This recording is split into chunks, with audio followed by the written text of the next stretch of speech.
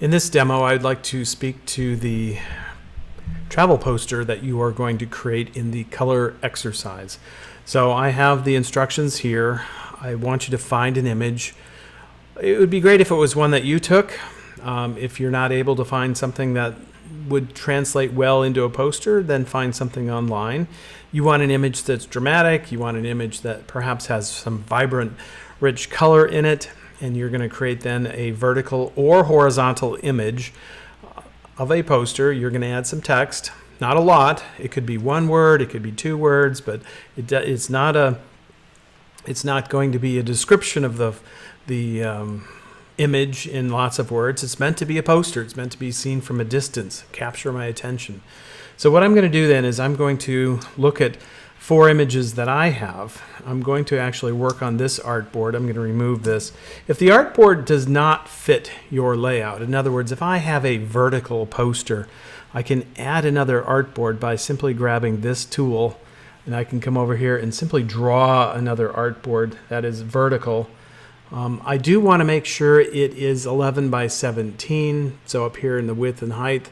It is set now in the point system, but I can put in 11 and then the inch mark, and it will translate over to the correct size, and then I can put in 17 inches, and that will give me then an exact size. That is an 11 by 17 poster size. So I have 4 images. I'm going to bring those over here, and I'll show you why I would choose these. I'm going to bring these in, and ooh, they're really big. And that's good. I want the image to be large. I want it to be have enough detail that I can work with it easily. So I have 4 images here. These are images I have photographed. I have 2 of Florence and 2 of Venice. And I think any one of these would work fine for what I'm going to do. The first step, I need to choose one. So all of these would give me some good detail. Some of these have a busier foreground or a busier area at the top of the image, but I'm going to show you how to work over that and through that. In Illustrator, I really can't crop this image, so if I need to make some adjustments to this, in other words, to the part of the image I'm showing, I would need to go over to Photoshop to make that adjustment. I can resize it. So let's say I chose this one, this photo of the Grand Canal. Let me just push these others off to the side. And first thing I'm really going to do is figure out, well, how close to proportion is this to an 11 by 17? I hold down my Shift key as I reduce that down, and you can see that fits pretty darn close. It would be easy for me to add a little foreground, or I could simply make this a little bit oversized and just push it off the edge of the paper, or the edge of the page just slightly. So I'll zoom in on this, and this is my image. If I need to enhance the color, if I need to modify the color, again, I'm going to do that in Photoshop before I come to Illustrator. And I would make adjustments there to say that I want to make it more saturated. Because in the process of what we're going to do, you're going to lose some color. It's going to be reduced down to 4 to 7 colors at the max. Now, what I need then is my image trace palette. When the image is selected, you can see the palette is active. When I don't have the image selected, I can't do anything with this palette at the moment. What I'm going to do is choose color. If I leave it at 30, and if I preview this, it will take a moment to do this because it takes a little bit of time to process the image. But if I leave it all the way up to 30, it really doesn't change this thing very much. It will still look pretty much like a photograph. What I want it to look like is artwork. Now this did change this, and it's not too bad. But I really want to simplify this down, and I'm going to try 7 colors and see what I come up with and see how well this will look. Now, if your detail really just becomes a big mess, in other words, it's just blobs, well, you'd want to change it. Now, this actually starts losing a lot of detail, so that alerts me to 1 or 2 things. It's like, well, maybe this isn't the best photograph to start with, or I really just have to break the rules and go beyond what I was calling for, which was 4 to 7 colors. You can try another image. That would be easy to do because it only takes moments to do this. So now, well, it still has some color in it. I don't want to lose too much detail right in here. I really want to see if I can capture that and keep that. I love what it does to the water here. I think that looks really great. It's still retaining the, the peachy, earthy tones that I have in some of the buildings. And that's starting to give me somewhat, although it added a couple weird shapes back here, but I can fix that. And it has given me a little bit of that dome. So let's pretend that that's exactly what I want. My next step is to hit expand. That then applies that to this image. Then I can come in here and I can zoom in a little tighter and say, okay, I don't like this weird blue shape that's happening back in there. So what I can do is easily select that. I can take my eyedropper and select this color and fill it with that so it fills in with the local sky color there, the colors that are present around it, and it's not so distracting. I did lose a little bit of my dome, but I think there's enough there that I still retain some sense of that shape. Now these weird sky shapes up here, these cloud shapes, there's not really enough of them for me to feel like that is adding a lot to my image. If I had a little bit more of a dramatic sky, I might keep those. So again, I might select these and say, okay, I really just want those to go away. So what I'm going to do is go back to my eyedropper, select this sky color, and make these disappear. If I delete them, you'll notice I end up with a hole, which I don't really want to do. I want to retain that sky. I could actually take them all out and put in a whole new shape, but since there's only a few here, I'm just going to make this adjustment. But you can see I do have a bunch of little pieces. The other thing that you can do with this is you can go to select same fill color, and it may give you close to what you want. And it's like, well, it selected those up at the top. It did select a few others, and I think if I change these all, I'll be okay. So I'll select that, and now I have something that's a little calmer. It also allows me the option of putting my text at the top of my image or at the bottom. And in this case, I'm simply going to put in one word. I'm going to click off to the side, and I'm going to just type in my word, and I'm just going to put in the word Venice. What I want to do is I want to make this big and bold and strong. Maybe not so strong that it overpowers my image, and I'll make some adjustments on color and value to change that. But I also want to choose a typeface that is bold. So what I'm going to do is hit Command T, go to my character palette, and I'm going to go hunt for a typeface that's big and bold. I want something that's readable. I don't want something that's goofy. I don't want something that looks out of place. I want something that feels like it would be part of this place. I think something like that's pretty strong, but I can tone it down. I'm going to choose this on purpose to show you how you can sort of tone this down. So I'm going to reduce it. Remember, I want this to be seen. I want people to see that, and it's part of the design. But right now, it's like a little too strong. Once I choose my typeface, the best thing to do is hit Command-Shift-O, which turns them into outlines, and so that I could apply a gradient and I can adjust the text a little bit. They do just become shapes then. Now, what I can do then is I can start finding colors within this image to set my text.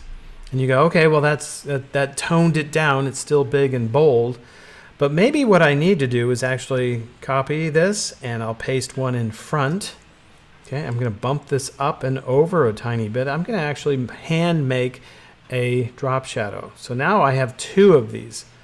They're both filled with the exact same thing. What I'm going to do now is take the one that's in the background, and I'm going to choose my eyedropper, and I'm going to choose a darker color for that, and I'm going to create some sort of drop shadow. Now, drop shadows work. They can be very effective at helping your text be readable, and so that could work. Okay, that's my poster right there. Okay, and that works.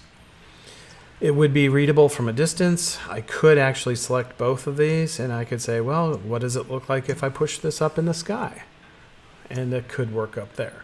So you have to figure out where the balance is, what feels the best. Should it be bottom heavy and your eye starts at the top and then works down the poster, or do you have something that announces at the top what it is and then they move down through the image? Drop shadow can work. There's another way to add some depth to this, but here's how I don't want you to do that. If I simply select a stroke on this and say, okay, I want this to be this dark color here. Whoops, excuse me. I need to set a stroke on this thing. And so what I need to do is say, okay, I want a stroke and I want it to be pretty heavy. And I want it to be this dark green. Problem, I don't know why it keeps filling, even though that's selected. We'll just stay with black at the moment. The problem is, as I begin to increase this stroke, it starts to choke my letters. And you can see that the interior space of my letters becomes a little bit messy. And that's more pronounced in other typefaces that you might choose. So rather than doing that, here's the best way if you need a stroke on your text. You need it to stand out. Copy that, paste one in the back, which is Command B. I have two copies of this on top of one another, directly on top of one another. The one in the background, I'm simply going to add now a heavy stroke, but you'll notice that the stroke is outside of the interior space of my letters. Now, Command 3 is an important command key. It allows me to hide a layer or an object that I've selected so I can work on the one behind. And I don't really like this color. It's too strong. So what I'm going to do is I'm going to go up here and choose a slightly different color. Maybe something like that. And if I hit Command Option 3, that brings back my image that I hid, or the layer, or the whatever it is. And I'm beginning to get something that has a little bit more strength to the text, but not, again, where it is becoming too strong. I'm going to actually hide this because there's one other thing you can do. Command Option 3. Whoops. Why does that have my... What I wanted to do is to get rid of this one here and delete it. Okay. And then bring back the other. Now the other thing I can do is I could set this to this darker color. Okay. And it's really too strong because it just dominates. Your eye just kind of goes to that. And I can come over to my opacity, my transparency palette, and reduce this down to where it just becomes faintly there, okay? Not so strong, okay? That's another way to make this poster. So you're going to end up with one poster. You can create more if you want because it does not take long to do this. But the whole key is choosing an image that really will work for you. So if I go back to this one right here, and I were to choose this one, move this over, and if I were to say, okay, I really want 7 colors on here. Whoops, I need to change this to color, and I really want this to change to 7 colors. Let's see what this one does and see if it retains a bit more color. So sometimes I actually need to go to Photoshop and I need to make some changes to this because I need to boost the color so that when I do reduce this, I can get something.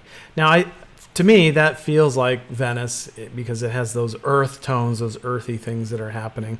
I can simplify and make a sky that has a little bit fewer shapes in it. And so I could use that. I do want to show you one more technique because I could come in here and I could delete. I'm going to go to Select Same Fill Color. I'm going to delete all of those. I'm going to select Same Fill Color on this one. Whoops, select Same Fill Color. Some of these I wish they actually had a keystroke for. Because it'd be a little bit easier. And now you can see, well, you've removed your background completely, and now you just have the gray of the artboard, or the off to the side, not the artboard. But what I'm going to do then is I'm going to actually add a color. I'm going to send this to the back. I've simplified that. But that's not really what I want to end up with. What I want to end up with is a gradient. So I'm going to go to Window. I'm going to go to Gradient. Bring up my gradient palette, which is right here. Put in a gradient, okay, And what it does, come on, not on a stroke, put out the gradient on the image itself. That puts the gradient on there, and it puts a black and white one, and it's not really what I want, nor is it the direction I'm going. So I'm going to change this, okay, and I could drag this in any direction I want. I kind of want it dark at the top and lighter at the bottom. Then I'm going to come over here and double click on each one of these, and that will allow me then to change this from being solid black. Click on this, drop down to CMYK, and then I could choose to reduce that, push my blue, maybe add a little black to make it a little bit darker, change my white from white, again, over to CMYK, and we'll just add a nice light blue down there. And I could also reduce the opacity of that to say, well, I want that to be like 80% of that color. So that, that allows me to create then a more dramatic sky, because it went from what it was to this. Now, I have to be careful because maybe it brought in some things and chopped out some of the image. So I have to play the game of paying attention to when I trace this thing. It's like I have this weird shape over here. The skies actually come into the top of this thing. So I may have to come back in and say, well, I got to fix you. You're not really working right. I lost that shape. And you see there's nothing there. And if I move this up, that would change that. And perhaps I need to move my sky up a bit. So have fun creating a poster and modifying that. You can modify the colors and shift that a great deal if you want.